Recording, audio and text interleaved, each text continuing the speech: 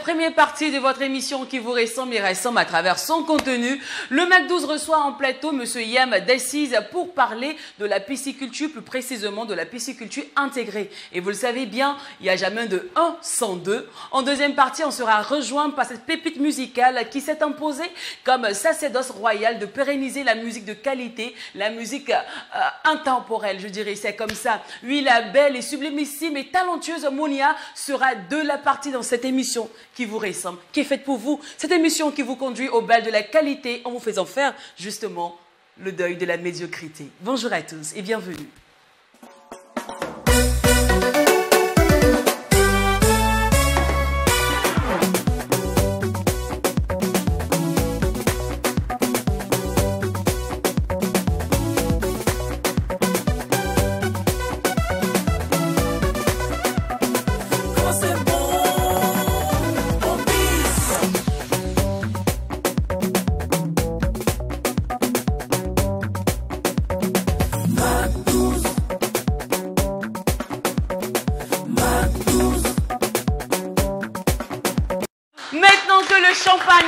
Sabré, je crois qu'il est temps de le sabler dans une ambiance hyper méga giga folle, d'autant plus que quand il n'y a pas de folie. Il n'y a pas de Mac12. C'est exact et vous nous suivez en direct à le locaux de Trui TV, la télé interactive et nous répondons au numéro 254 du bouquet HD et on rappelle que nous sommes aussi sur la plateforme TNT et aussi en live sur Facebook Mac12-3 TV, aussi en mode replay sur YouTube Mac12-3 TV, comme quoi quand c'est bon, on ne change pas l'équipe gagnante. 18h00, c'est l'heure précise pour la rediffusion. D-Witch, Jacken, toutes les teams au grand complet pour une fois de plus vous conduire au bal de la qualité afin de vous faire vivre la meilleure détente en télé. N'est-ce pas les gars? Oui, bien sûr, j'allais dire NES. NES, c'est exact. Alors bienvenue, hein, j'espère que vous allez bien. Mais chez toi Lynn, ça va? Bon, c'est passé la grande forme, je suis un peu grippée ce matin, mais ça va. Paraît que c'est la janviose. Ah mon cher, après la fête, c'est la défaite. Hein. Ah bon? Après, c'est notre slogan de tous les jours. Ça va aller, c'est notre pain quotidien, donc on s'y habitue. Oui, en fait, moi je pense que après ça devient un prétexte aussi pour ne pas donner de l'argent aux autres, pour ne pas aider. Ouais, après la fête, c'est la défaite, après c'est la janviose. Oui, ça pourrait être un prétexte, mais après, est-ce que le prétexte n'est pas avéré? Voilà. C'est aussi ça. Janvier du 90 jours, il faut sécuriser ses arrières. Voilà. Je ne peux pas me jouer c'est pas évident. les Donna Maria. Est-ce que c'est pas le bas peuple qui souffre véritablement? Mais après, quand on fait est-ce que c'est pas vraiment ceux-là qui vivent du jour au jour? Sinon, si tu as emmagasiné des milliards dans ton compte, janvier, ça te fait quoi? Mais justement, en fait, tu rejoins toutes ces personnes-là parce que quand on fait un point, c'est au vu de la masse. Exactement. Le peuple de Moïse, c'est-à-dire c'est le plus grand pourcentage qu'on prend. Le peuple de sinon, Moïse. Sinon, il y a des gens qui n'ont jamais connu la janviose. Exactement, ils ne savent même pas ce que c'est. Voilà, mais après, quand tu es quand même limité dans ta façon de faire les choses, dans tes dépenses et tout ça, franchement, tu vas connaître forcément la... Même si tu ne connais pas la janviose, il va falloir mettre ça dans ton programme.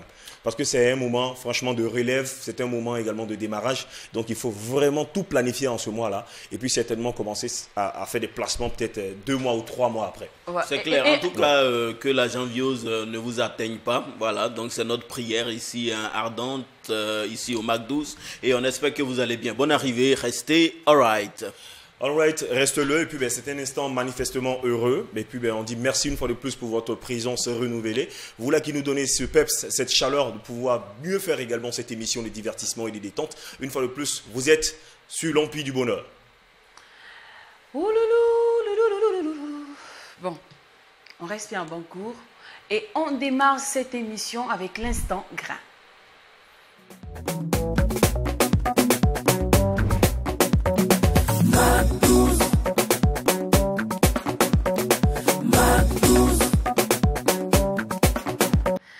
L'aviculture, la pisciculture, l'aquaculture, tout ce qui est vraiment élevage, et c'est son domaine, tout ce qui est vraiment culture, c'est sa vie, c'est son quotidien, c'est son domaine de prédilection. La première fois que nous avons reçu sur ce plateau, il était là pour nous parler de la pisciculture, et aujourd'hui, il est là pour nous parler de la pisciculture intégrée. J'avoue que, comme vous, je ne le savais pas aussi, oui. Est-ce qu'il y a une différence à la pisciculture intégrée? C'est quoi en fait? Pourquoi vous chaque jour essayez de bouleverser notre intelligence? Vraiment ces gars-ci, hein? Bah, on dit par ici, joindre l'utile à l'agréable, c'est notre dada et vous êtes en droit de savoir des choses par ici. So, toucher du doigt des sujets qui vous intéressent, bien évidemment, est l'une de notre mission et notre sacerdoce royal au quotidien. Alors, Yam Decize de la partie, c'est justement notre personne ressource pour parler de notre sujet du jour qui est la pisciculture intégrée. Yam, bonjour. Oui, bonjour. Vous allez bien? Oui, ça va bien. Ça va? J'espère de même chez vous. Oh, mon cher, ne se plains pas. Ok, super. On peut se tutoyer, c'est la famille quand même. Ah oui. Alors, Yam, aujourd'hui, on ne parle pas de la pisciculture, mais de la pisciculture intégrée. Oui, la pisciculture intégrée. Comme vous le dites, il y a une différence, un tout petit peu entre la pisciculture et la pisciculture intégrée. Normalement, dans sa définition la plus simple, la pisciculture, c'est tout simplement l'élevage des poissons.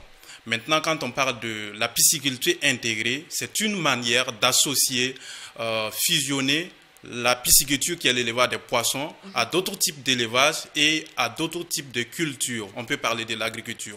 Donc, en ce moment, vous ne faites plus uniquement de ce qu'on appelle la pisciculture, mais vous faites en ce moment de la pisciculture qui est associée, par exemple, à l'élevage des volailles, qui est l'aviculture, ou par exemple avec la porciculture, la maraîchiculture. Donc, tout un système intégré, en gros, une ferme intégrée qui vous permet, voilà, de bien pratiquer ça et avoir une rentabilité. Bon, je dirais, du moment où il est à la bonne pratique, il y aura sans doute une très bonne rentabilité. D'accord, on va aller tout doucement. Là, tu es allé très vite. Oui, parce que ça, la c'est clair. massiculture, j'ai cru entendre la massiculture qui ne veut pas là-bas. Non, un peu de ça, vous dites la pisciculture intégrée, une manière d'associer. Vous voyez, de fusionner. Quand en ce moment vous faites plusieurs choses à la fois, vous ne faites plus uniquement que de la pisciculture. Vous associez un peu de tout. Voilà, on peut parler de la pisciculture associée à l'aviculture qui est l'élevage des volailles, à la maraîchiculture, en gros l'agriculture. Vous voyez un peu l'idée. Voilà. Donc là vous élevez les poissons. Normalement quand on élève les poissons uniquement, et le milieu de vie des poissons, c'est l'eau. Et quand les poissons sont régulièrement dans l'eau, l'eau commence à salir, et ça crée de l'ammoniac. Et à un certain moment, il faut vider l'eau. Sauf que si vous videz l'eau, à moins que vous allez verser ça dans la nature, qui va couler, aller à quelque part. Donc, en ce moment, l'idée vient en ce moment de faire ce qu'on appelle associer ça, par exemple, avec la maraîchiculture, où vous allez faire la culture peut-être de la tomate, de l'aubergine, où vous allez utiliser l'eau des poissons, qui est d'ailleurs très riche, comme de l'engrais bio, et vous allez arroser ça. En ce moment, voilà, vous voyez un peu ce que ça donne. Ah, ok, voilà. C'est tout ce processus-là qu'on appelle la pisciculture intégrée. Voilà. Donc, attends, on va faire simple. Le Mac 12 heures. C'est-à-dire que tu as ton petit marigot, mais tu as ton aquarium où tu élèves tes poissons. Un peu ça. Maintenant, à côté de ça, tu fais un petit champ. Ah, exactement. Voilà. C'est ce que tu fais. Tu nous envoies loin comme ça. Donc, tu fais un petit champ de tomates ou d'oignons. Oui. Maintenant, l'eau de poisson, là, tu prends pour venir arroser la terre de tomates et oignons. C'est ingénieux, c'est bien ça. En fait, et ça permet de garder l'équilibre de l'écosystème. Exactement. Faut pas ça permet de, tu vois, garder comment dirais, l'équilibre de l'écosystème. Oui, la fertilité du sol. Du sol, exactement. Ouais. Parce que après, je pense que ces plantes-là également peuvent servir également à nourrir encore les poissons. Oui, effectivement, en ce moment, il y a en fait la pisciculture intégrée. On peut parler en ce moment de l'aquaponie, puisqu'en ce moment, vous allez faire quoi?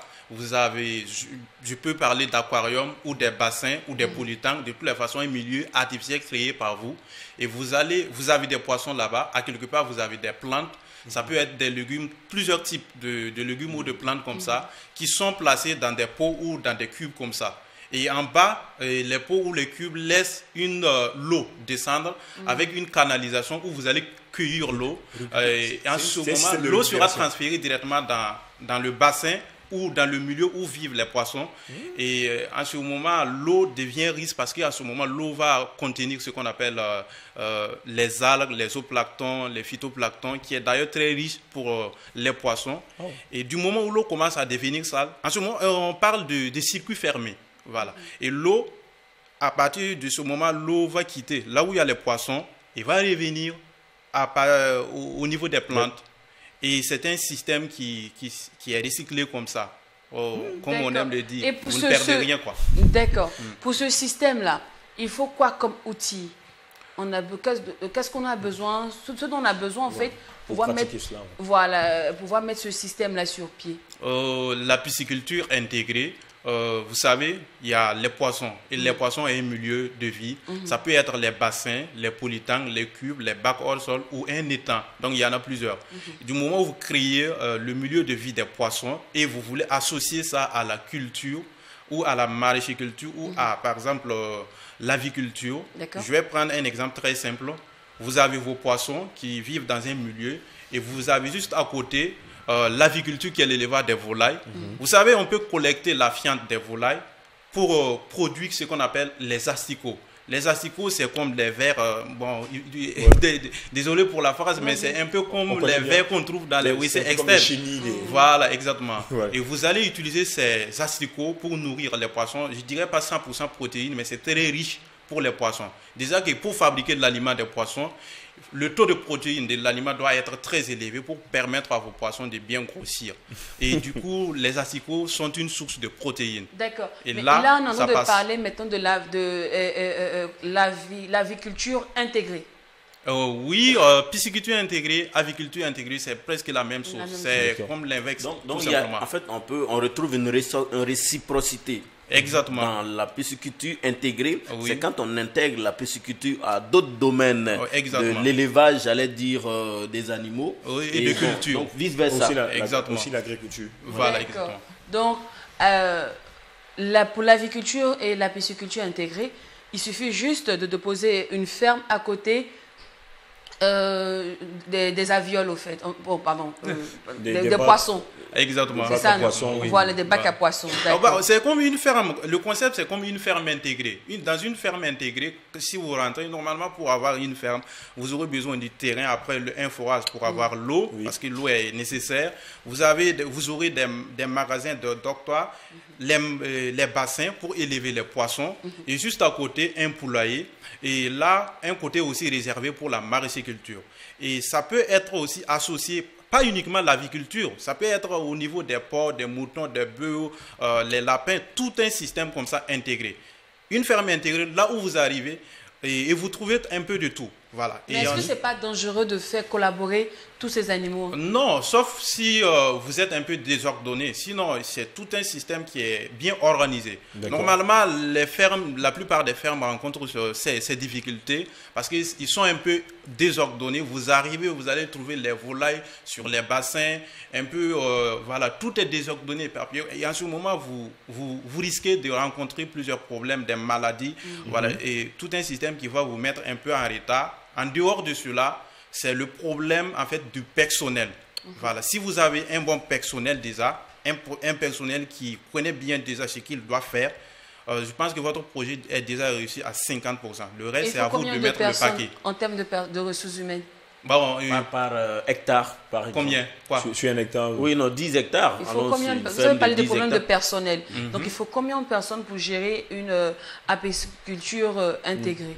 Pour éviter que les tâches soient difficiles pour chacun, si vous faites de la pisciculture, vous aurez un personnel qui va s'occuper de la pisciculture. Et de l'aviculture aussi, quelqu'un d'autre qui va s'occuper de ça. Et côté maraîchiculture ou l'agriculture, donc en gros 3 personnes. Et si vous voulez, vous prenez genre un gardien la nuit qui va veiller sur tout. En ce moment, si vous n'avez pas clôturé la ferme, bien clôturé en fait, parce que ça dépend de la manière dont vous l'avez clôturé. D'accord. Mais je pense qu'ici aussi les techniciens interviennent, puisque je pense qu'il y a un système ici. Oui, une manière de superviser. Le problème est que c'est comme on aime le dire, si vous pensez qu'un professionnel coûte cher, vous n'avez aucune idée de ce je dirais un incompétent peut vous coûter cher.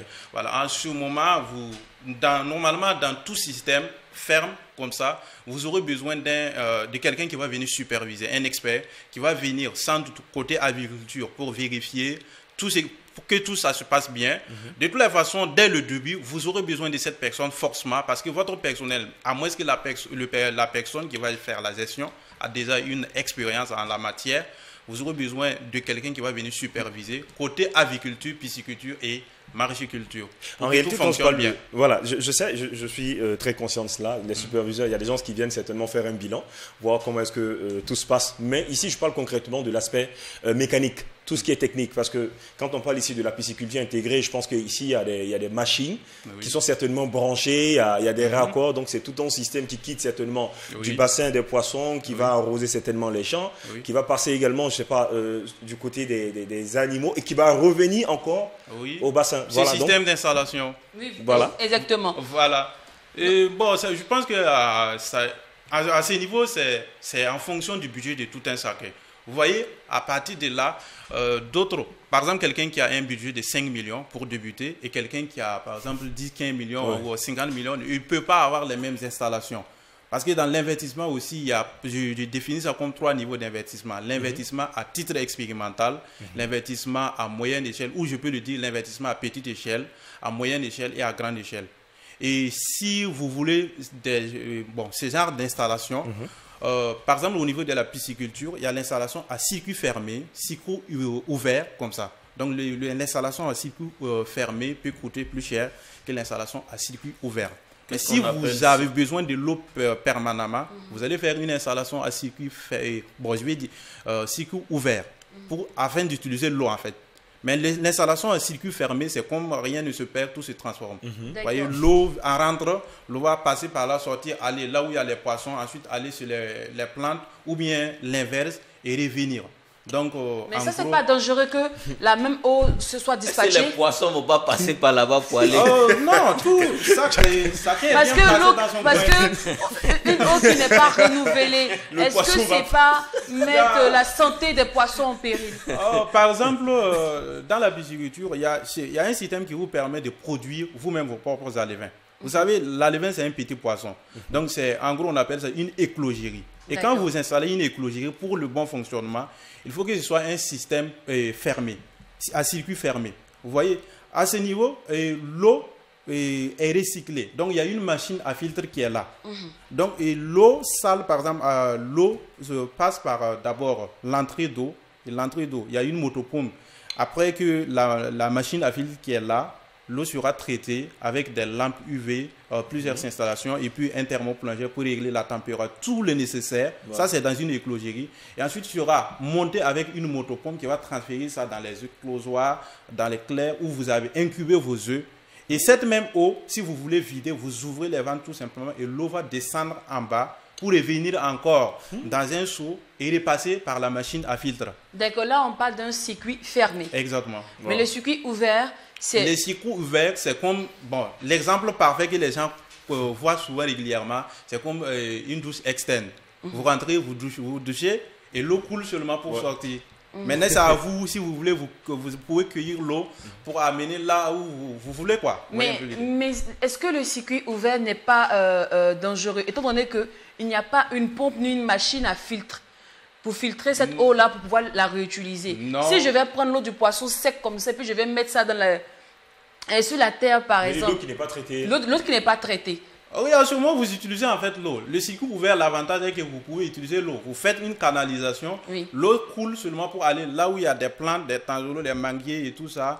Ou bien si vous avez fait un système de culture de tomates ou d'oignons, un truc comme ça, quoi. En ce moment, s'il n'y a pas ces genres d'installation, vous serez obligé de le faire parce que l'eau coule pour aller dans la nature. Ok, voyez, ça ne sert à rien. Maintenant, moi je veux savoir, est-ce qu'on peut utiliser l'eau des volailles chez les poissons? L'eau des volailles, la viande des volailles. La viande, oui. Oui, c'est possible, mais du moment où vous utilisez ça pollue l'eau rapidement. À moins que vous allez faire une installation vous allez recycler l'eau quotidiennement. C'est complexe. Ce n'est pas trop compliqué comme ça. Vous savez, toute chose est difficile. Hein. Mais si vous êtes dans la réalité, si vous êtes dedans donc, seulement... La fiente des poulets, comment on la récupère en fait? Explique-moi un peu le petit processus. Il y a deux processus qu'on peut utiliser. D'accord. Vous pouvez, par exemple, si vous avez un étang, c'est un lac artificiel. C'est récurrent dans les zones où il pleut tout au long de l'année, ou dans les endroits humides. Un étang, vous creusez juste seulement, par exemple, à 1 mètre de profondeur, l'eau est là-bas. Et si vous avez la possibilité, vous faites un poulailler qui est en haut, en dessus comme ça. Et là, en bas, il y a des grillages. Et quand les poulets laissent leurs déchets, ça part directement dans l'étang.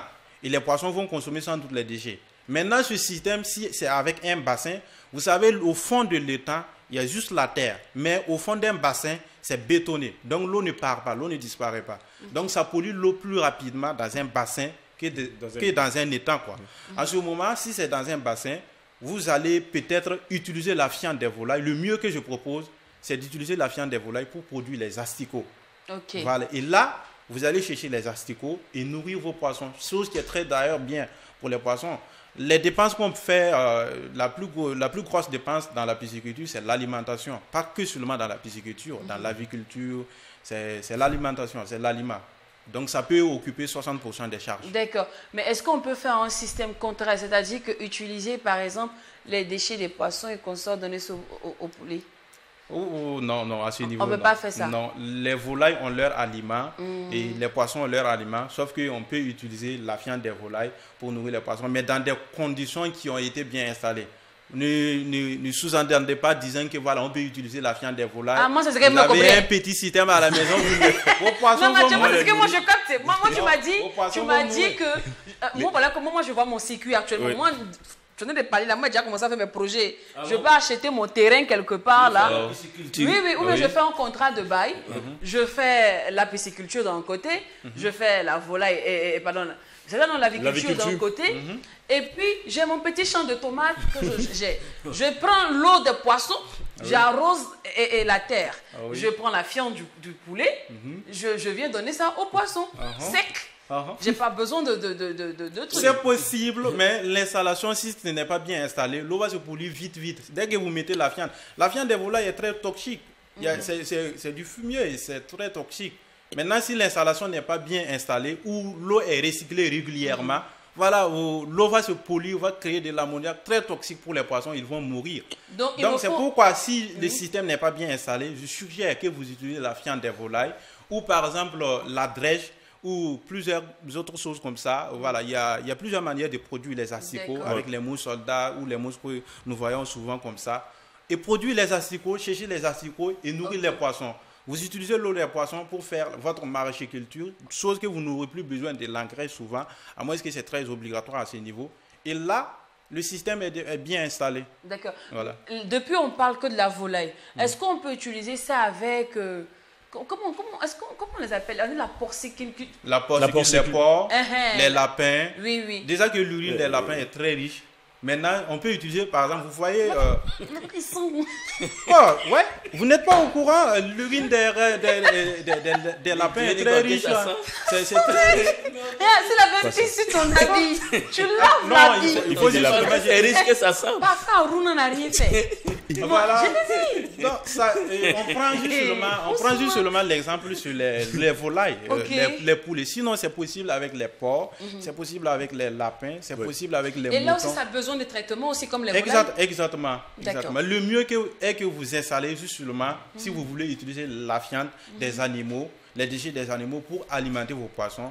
Le mieux, c'est d'installer un circuit fermé où l'eau est renouvelée régulièrement. Sinon, si vous jetez l'aliment, les déchets des animaux dans vos bassins, à moins qu'ils soient un étang, si c'est dans un bassin, ça va se polluer très vite. Ça va devenir toxique et vous pouvez perdre vos poissons. Si ce sont les silures, tant mieux. Au niveau des tilapias même, il faut un système d'oxygénation. Et cette question-là, je suis sûre que ça va intéresser toutes ces personnes qui sont dans le domaine.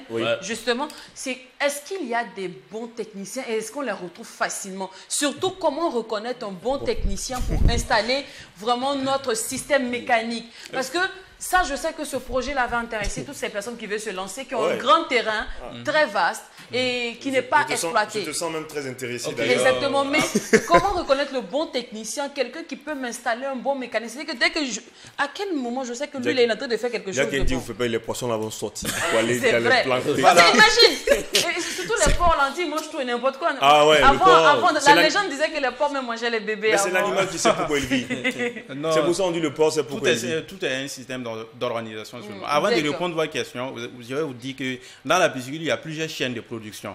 Il y a par exemple ceux qui vendent l'aliment, ceux qui produisent l'aliment, ceux qui vendent les matériels, ceux qui font le grossissement des poissons, ceux qui font la production des alevins, ceux qui sont dans la transformation, c'est-à-dire fumer les poissons pour vendre, écouler. tout cela. Et Vous également voyez, ceux non? qui fabriquent Donc, les si vous avez les moyens, J'ai oublié ceux qui mangent les poissons. voilà, ceux qui... Nous, là, Voilà, on peut ne nous ajouter oublie ça. pas quand même. Voilà. Donc, Allez, si, merci. si vous avez les moyens, vous pouvez créer tous ces systèmes, être dans tous ces systèmes, dans toutes ces chaînes. Dans le cas contraire, par exemple, si vous avez un budget de 500 000 francs, si vous voulez, si vous êtes passionné de la pisciculture, juste allez acheter un fumoir qui tourne autour de 400 000 francs avec quelques matériels. Vous achetez des silures ou des tilapias, vous fumez et vous allez vendre. Ça, vous êtes dans le circuit de la pisciculture. Vous avez juste un petit budget. Maintenant, quant à votre question, je vais reprendre la phrase. Si vous pensez qu'un professionnel coûte cher, vous n'avez aucune idée en fait de ce qu'un... ce que je disais, c'est quoi le Oui. nom? Si on pense qu'un Un technicien coûte cher. incompétent, voilà. Voilà. Si vous pensez qu'un professionnel coûte cher, vous n'avez aucune idée de ce qu'un incompétent est. Dès comme Voilà. il faut combien de, je sais pas, il faut peut-être combien d'années de formation pour être compétent? Bon, au niveau des techniciens, il y a des formations, par exemple, de courte durée, des formations à moyenne durée ou à longue durée. Vous voyez un peu l'idée. Donc, il y a des formations qu'on peut dire, des formations groupées, des formations privées. Donc, il y a au niveau de la pisciculture, on peut parler d'une formation, si c'est un bon technicien, de prendre la chaîne en tout, quoi. Vous voyez, D'accord. la personne se forme sur le grossissement des poissons et au niveau de l'éclosion pour la production des alevins. Ok. C'est Est-ce un qu'il y peu a un ça. diplôme qui doit me montrer? Par exemple, je prends un exemple simple. Quand tu viens faire un échange pour être animatrice, on te dit de faire un essai. Tu vois, on dit viens avec un essai, soit sur une clé ou bien on voit une vidéo. Est-ce que dans votre cas, il y a un diplôme précis? Je dis que montre-moi ton diplôme, par exemple, d'éleveur ou bien de technicien. fais une Il y a- attestation. Voilà, une attestation qui, tu vois, qui doit me montrer pour savoir que ce gars-là, c'est vraiment un calé dans le domaine. Au niveau des... Je peux parler d'attestation, c'est les attestations ou les diplômes comme ça. Vous voyez. Mais c'est quand vous avez une grande... Parce que si vous allez prendre quelqu'un aussi, un personnel qui a des gros diplômes, vous n'avez aucune idée de si la personne a l'expérience. On peut avoir le diplôme, et l'expérience, on en manque. Par exemple, moi, je ne suis pas allé trop loin à l'école. C'est juste seulement l'expérience qu'on a vécue. Donc, ce qui veut dire que la plupart des fermiers, des investisseurs, c'est juste seulement quelqu'un qui comprend juste un peu le français et eux, ils vont décider de le former. Mais pour former, par exemple, avec des coûts exorbitants comme 500 000, 1 million à un personnel, qui tu as peur qu'il se lève un jour pour aller dans les sites d'employeurs et tout cela, parce que les employés, ils fuient souvent avec les mauvais conseillers, leurs amis et tout cela. Donc, tu peux signer un contrat. Je te forme à 1 million pour que tu fasses la gestion de ma ferme. S'il arrivait que tu dois quitter chez moi avant une telle date ou une telle année, tu vas me rembourser juste seulement. Et je suis dans l'obligation peut-être. C'est tous un contrat d'entente. D'accord. Vous voyez un peu l'idée. Donc, vous faites comme ça et vous êtes un peu épargné au risque que l'employé peut fuir et laisser votre ferme. Parce que c'est D'accord. récurrent. Voilà. Ok. En tout cas, on a bien capté les choses. Ah. Grâce à toi, maintenant, on sait que si on achète un terrain, on ne va pas miser seulement sur un type de culture. Bon, Oui, et l'agriculture. ce serait plus la avantageux. Ça pisciculture. dépend de votre Dis-moi. budget. Voilà, Voilà. maintenant. Déjà que pour avoir un terrain actuellement, 1 million, 1 million 500, 2 millions. Mais si je dois faire la pisciculture intégrée, il me faut combien? Oui, minimum. Si c'est chez vous à domicile comme ça, vous pouvez dépenser genre 1 million pour faire un système d'installation comme ça. D'accord. Maintenant, dans une ferme, vous savez déjà, il y a il y a des dépenses. Hein. Et par exemple, 2 millions pour 1 hectare. Et ensuite, faire un forage et qui va vous coûter, par exemple, 5 ou 6 millions. Construction des doctoires et des magasins. En gros, on peut parler d'un gros investissement sur un terrain. L'achat du terrain jusqu'à la réalisation, 10-15 millions comme ça. Mais si vous avez déjà le terrain, le forage, vous pouvez investir 3 millions, 2 millions, 4 millions, 5 millions, D'accord. voilà, pour créer ce système. Bon, si tu as un peu d'argent, tu as fait un peu d'économie, tu es une femme battante, tu peux plus, là, c'est une bonne raison de ne plus attendre l'État. Hein. Lance-toi. Oui, effectivement. Et parce c'est- qu'apparemment, il y a plus d'avantages que Je d'inconvénients crois dans que- ce domaine. À vous entendre parler. Comme Sur dans rendez-vous. tout système, il y a les avantages et les inconvénients. Juste seulement que il faut, Bon, il faut l'inconvénient, se c'est dire que je peux voilà. investir 15 millions et tout perdre le même jour. Non. C'est Il pas- faut se dire aussi que certaines personnes le font par passion. Vous voyez, non. Tu le fais par passion. On ne se lève pas, genre, j'ai 500 000 francs, j'ai entendu que la pisciculture, elle est rentable, c'est une activité. Il y a des gens qui considèrent que la pisciculture, elle est facile. Non, Ouais. non seulement la pisciculture, c'est une passion, parce que je dirais que sur 100 personnes, presque les 99 aiment regarder les poissons, Poissons. les aquariums et tout cela. très Vous beau, voyez, ouais. non. Donc, c'est déjà une passion. Donc, quand tu te lances, mais si tu te dis, j'ai juste seulement, tu économises et tu n'as que par exemple 500 000 francs et tu te dis, je vais investir tous les 500 000 francs dans ça et ce n'est pas une passion pour toi, tu veux juste seulement espérer avoir 50 000 francs de bénéfices par mois, je suis désolé en ce moment, mais au cas où tu rencontres des difficultés, tu vas dire la chance ne t'a pas joué ou comme on aime dire que même si aucun nom n'ici me colore. Donc première qualité requise pour s'investir dans cet univers, il faut avoir la patience. Il faut avoir la passion Oui, surtout. exactement. Donc comme dans toute activité à peu près. Mais concrètement, tu as donné tout à l'heure les détails en ce qui concerne les investissements et tout ça, mais si j'investis 10 millions dans ce projet, en combien de mois, si tout est bien géré, si tout roule comme sur des roulettes, je peux commencer à rentabiliser à partir de combien de mois, ou encore je peux commencer à gagner, ou encore je gagne combien, déjà je peux me fixer un salaire de combien, exemple. À ce niveau, vous savez, il y a les principales races de poissons qu'on élève ici, les silures et les tilapias. Les silures, on les élève facilement parce qu'eux résistent beaucoup plus. Au niveau des tilapias, c'est juste que ça peut être facile, mais eux prennent souvent du temps pour grossir. Souvent, on peut mettre 5 à 6 mois, voire même 7 ans pour atteindre le poids moyen de 500 grammes. Sauf que le silure, en 4-5 mois, vous avez des silures de 1 kg même souvent. On va élever et vous pouvez la fumer. Donc, si vous faites ça, c'est-à-dire le premier cycle, au niveau des silures, vous pouvez récupérer déjà votre investissement. Mais ça dépend du nombre de poissons. Si on a un bassin... La pierre là, ça dure là-bas. Oui, mais bon, les gens se flattent souvent que voilà, j'ai des bonnes sources, des sources brésiliennes, des sources qui grossissent vite. Et quand tu prends ces sources, c'est tout ce que je suis en train de dire. Toujours se fier avec des gens, des experts, des gens qui peuvent en fait évaluer et vous donner des bons résultats. Maintenant, si vous pensez que... Donc là, 10 millions à partir de 6 mois, je peux commencer à rentabiliser. Le premier cycle en gros. Premier cycle, c'est combien de mois? 6 mois. Le premier cycle sur les silures, on peut estimer ça à 5 mois. D'accord. Et au niveau des tilapias, on peut estimer ça à 6 mois. Donc si j'investis 10 millions, je peux commencer à me fixer un salaire de 500 000 par mois? Vous voyez, c'est un système de vente.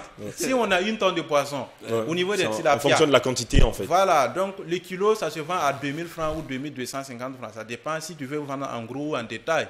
Donc 2000 francs, j'estime ça à 2000 francs le kilo. Par exemple, et vous avez une tonne.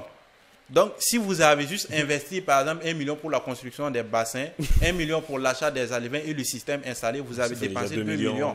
Maintenant, prenons que vous avez produit une tonne dans ces 2 millions que vous avez dépensés pour construire le milieu de vie des poissons. Ça fait 2 millions. Voilà, ça fait 2 millions, non? Donc, prenons une tonne, ça fait 1000 kilos. Donc, 1 kilo multiplié, 2000 francs multiplié par 1000. D'accord. Donc, vous voyez un peu, ça tourne autour de 2 millions. Voilà, donc vous pouvez déjà récupérer l'investissement. Ça, c'est le premier cycle. Vous voyez? Donc, le premier cycle, on récupère l'investissement et après, les autres cycles, maintenant, c'est on cherche à rentabiliser. Exactement. Et au fur et à mesure. Il y a une manière même de récupérer tout l'investissement et avoir un bénéfice au niveau du premier cycle. Voilà, donc ça dépend de l'investissement.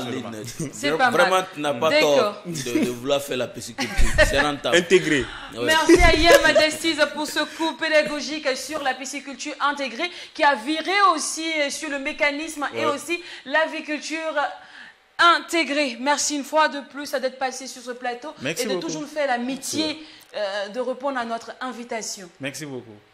Alors, nous allons passer notre étape de cette émission. Nous allons recevoir sur ce plateau une pépite musicale qui, à son tour, marque son histoire sans jamais se presser. Étape à étape, elle va tout doucement. Elle prend son temps. De par son état d'esprit, sa compatibilité, son talent, je dirais surtout sa petite beauté, elle a un petit grain de folie en elle. Elle a un petit grain de voix. Sa voix, elle est unique. Sa voix est singulière. Vous voyez un peu, c'est pas ces voix qu'on rencontre à tout point de rue, à tous les carrefours. Elle arrive à maîtriser, elle a cette maestria de non seulement maîtriser le système du live, maîtriser l'occupation scénique. Elle est vraiment bonne en tout. Vous voyez un peu, elle est talentueuse, elle est belle. Elle a tout d'une artiste. C'est une artiste complète. Oui, en fait, ce sont des genres d'artistes que nous on produit. Voilà, on peut la produire dans tous les sens. Elle peut être produite. Elle peut être, non, sincèrement.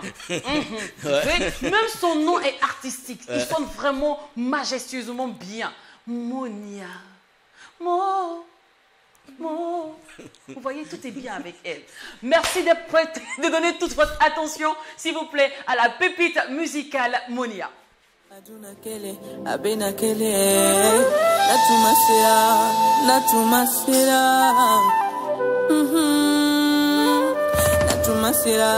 natumasira, aduna kele, abena kele, natumasira. Natuma sera aduna kele abena kele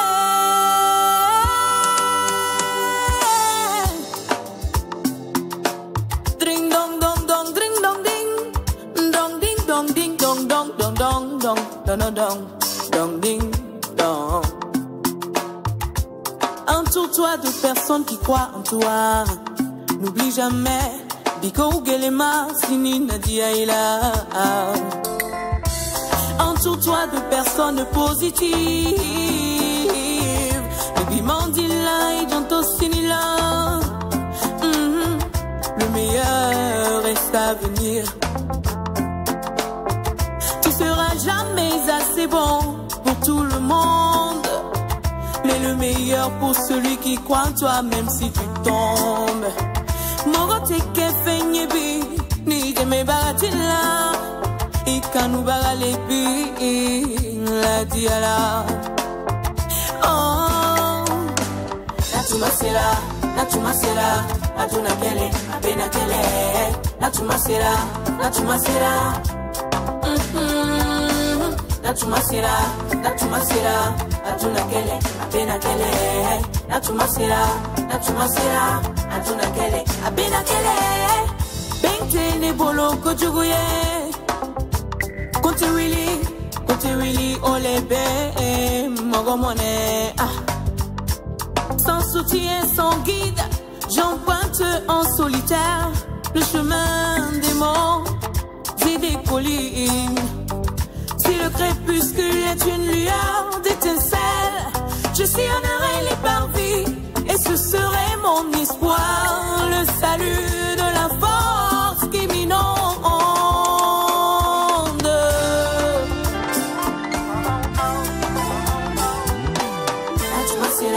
Natuma sera, aduna kele, abena kele.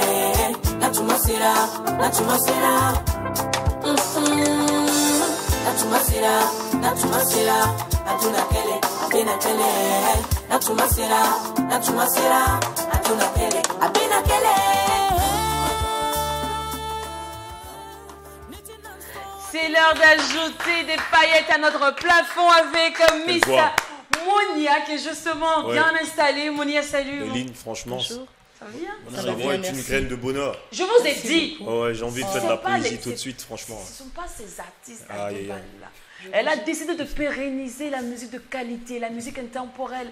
Vous voyez un peu, c'est pas vos artistes commerciaux là. De toute façon, 2 jours après, plus de musique, on n'entend plus. Si tu veux, il faut dormir pour chanter, c'est pour chercher l'argent. Voilà, je le dis haut et fort. D'une manière ou d'une autre. C'est pour chercher l'argent. C'est pour chercher l'argent. D'abord, c'est ma passion. Il vous a dit. Non, si tu me dis le contraire tout de suite, mais tu es en face de moi, on va aller vite. D'abord, c'est ma passion. D'accord.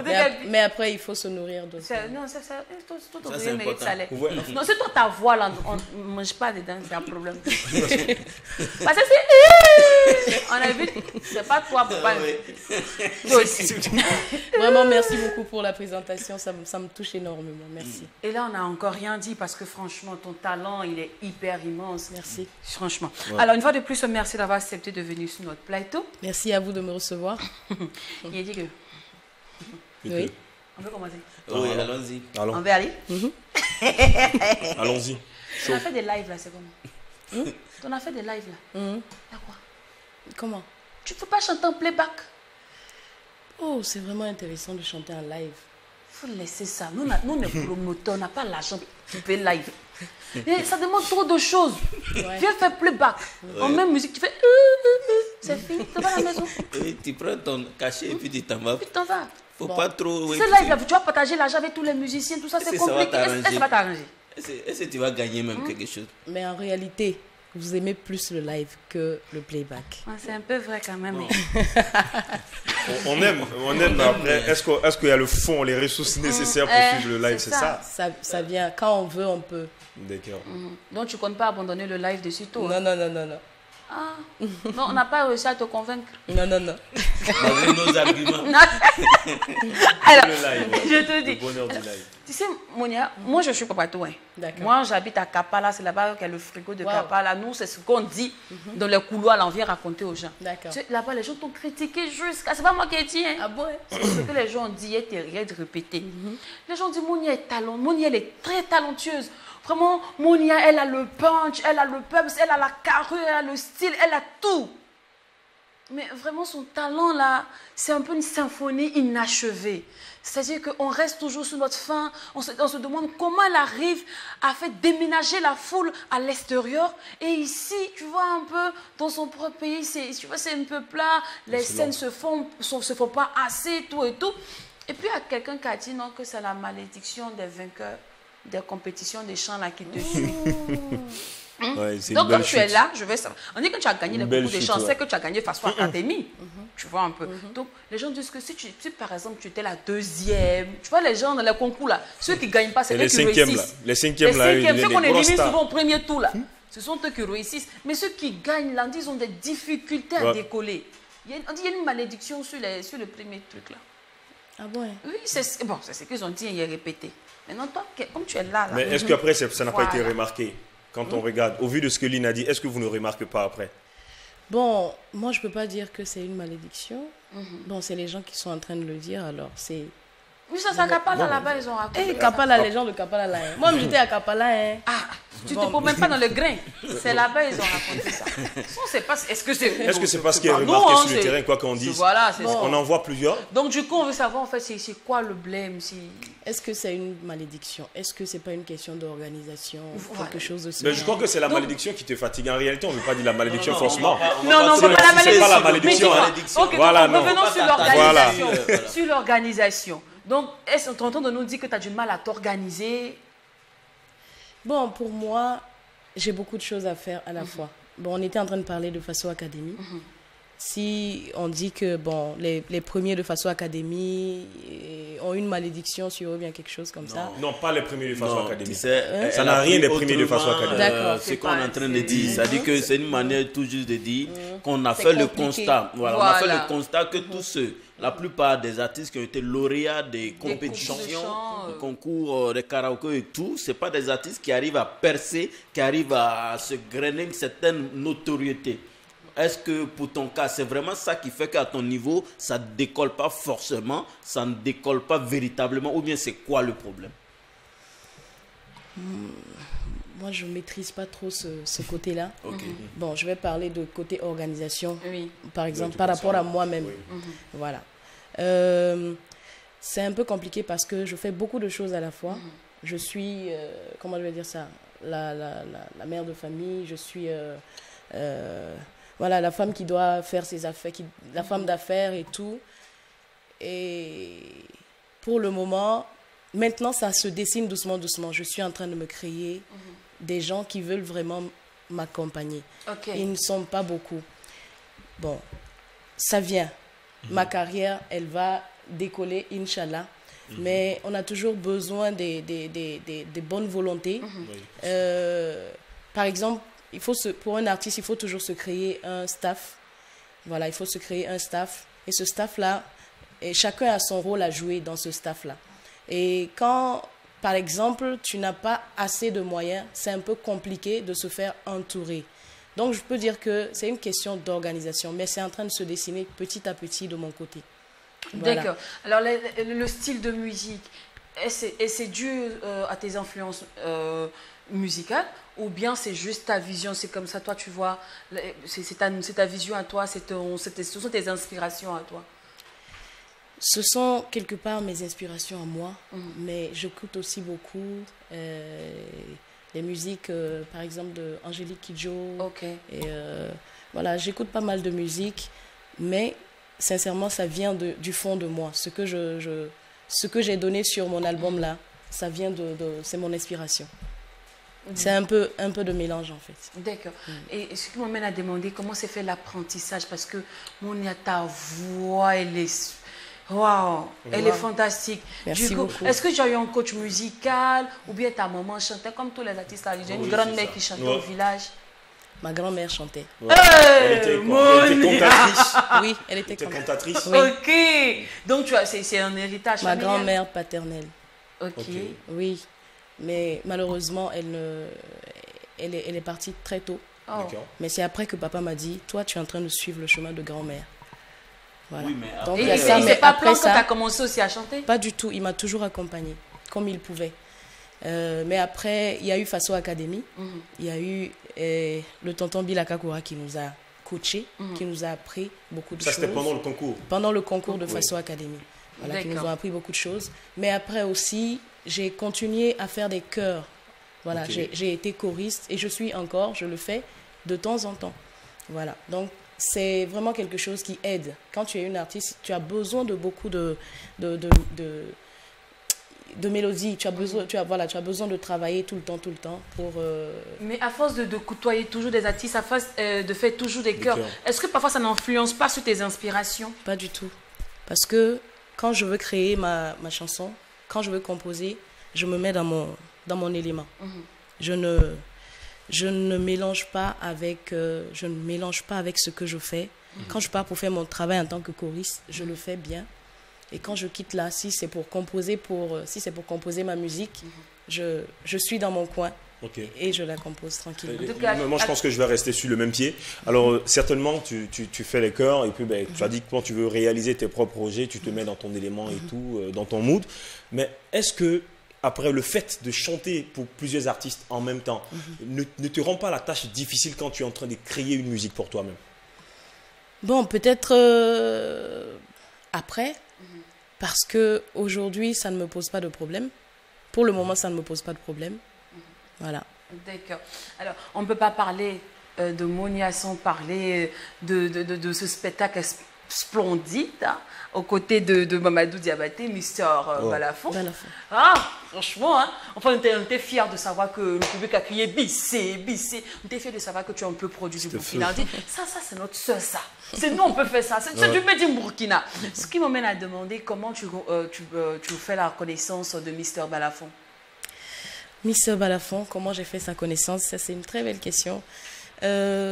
J'avais organisé un concert en 2018, bon, qui n'a pas abouti finalement à cause du terrorisme. Après, ils avaient fermé l'Institut français en temps.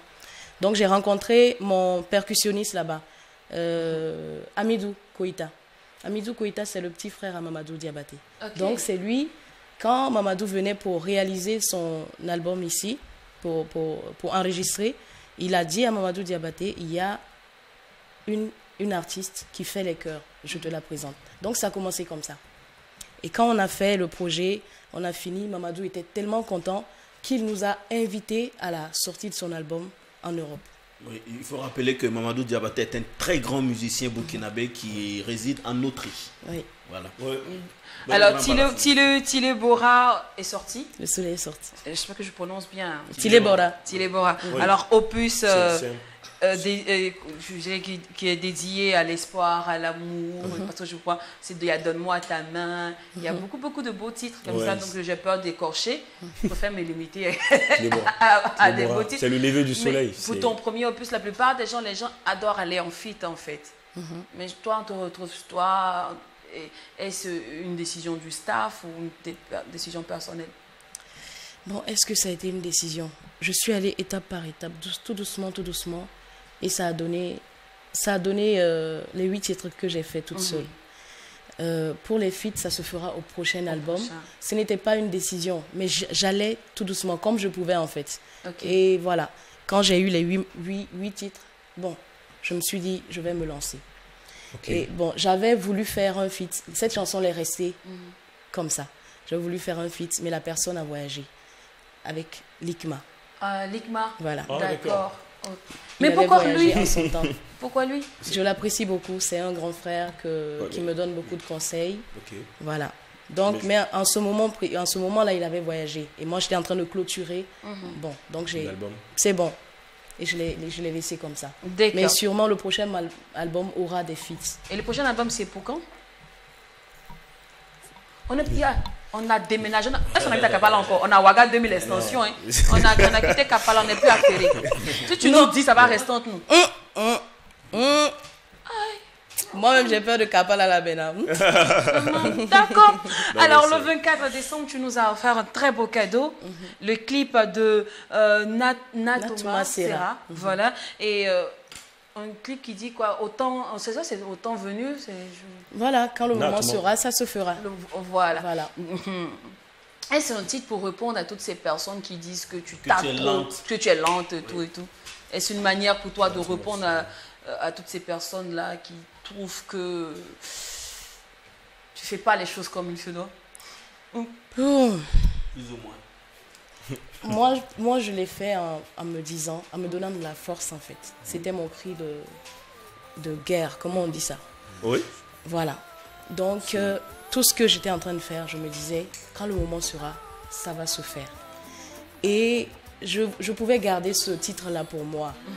Mais j'ai voulu que ça sorte pour donner de la force à quelqu'un qui se retrouve peut-être dans ma situation ou dans la situation de quelques proches que j'ai connus en son temps aussi qui étaient... Merci. Parce que comme ce cadeau dit, Lynn, tu es talentueuse, mais pourquoi depuis Lynn, tu es talentueuse, pourquoi? Je me retrouve vraiment dans la question, c'est est-ce que cette chanson est forcément musicale? Est-ce que cela a trait forcément à ta carrière musicale? Ou bien ça touche peut-être un autre aspect de ta vie? Oui, j'ai vécu des trucs qui m'ont fait composer cette chanson. Et j'ai eu des proches aussi qui vivaient la même situation. Donc, j'ai regroupé tout ça et j'ai fait Natoma Serra. D'accord. Voilà. Alors, donc en gros, actuellement, tu comptabilises 4 clips, hein, si je ne me trompe pas. Alors, comment se fait le casting des clips avec toi? Le casting des titres qui doivent clipper? Comme je le dis... si tu ressens la chose. Voilà. je fais... comme je peux. Je suis en train de dire aujourd'hui que bon, je suis en train de m'entourer des personnes vraiment qui veulent m'accompagner. Et aujourd'hui, je pense que d'ici peu, tout sera bien organisé. Sinon, mes clips, voilà, c'est bon. Est-ce que ça peut? Est-ce qu'il y a les moyens? Et puis on lance. Du coup, c'est ce qui s'est passé. Tu es en autoprod ou en maison? Je suis en autoproduction. Ah, d'accord. Jusque-là. J'espère que... Jusque-là. Jusque-là. Jusque-là, c'est pour dire quoi? Est-ce qu'on a tapé à des portes et puis on t'a pas répondu? Ou bien il y a eu des forces, il y a eu des promesses et puis les promesses n'ont pas abouti? Oui, il y a eu quelques... comment on dit? Il y a eu quelques maisons qui ont voulu me produire, mais après, bon... Mélanger, et puis voilà. Pas simple. Ça va aller. Ça aussi, voilà. on entend ça généralement. Mais aujourd'hui, je suis plus... J'espère qu'il y aura une grande maison quelque part là qui va venir prendre l'artiste que je suis. Et voilà. Qui va vraiment épouser l'artiste, ton idéologie et tout ce qui va voilà. avec, sans essayer de te transformer. Sans essayer de me transformer vraiment, mais donner vraiment quelque chose de boum à tout le monde entier. C'est la même prière qu'on te souhaite d'ailleurs. On prie avec toi. Alors, nous sommes au thème de notre entretien. Est-ce qu'on peut avoir un contact pour un booking, pour tous ceux qui aimeraient te contacter? Oui, il y a le contact du manager. Oui. 63 23 66 66. D'accord. Voilà. Merci beaucoup une fois de plus d'être passé. Merci beaucoup à vous de m'avoir reçu. Monia. Alors, c'était notre petite interview avec Miss Monia. La 18-10, fierté de la musique burkinabé. N'hésitez surtout pas à les savourer, ces délices musicaux. Allez, rendez-vous après demain, même heure, même canal. On n'oublie surtout pas que c'est qui se passe au McDo's. On reste pas au McDo's. Et quand c'est bon, on baisse. À demain, Fanny.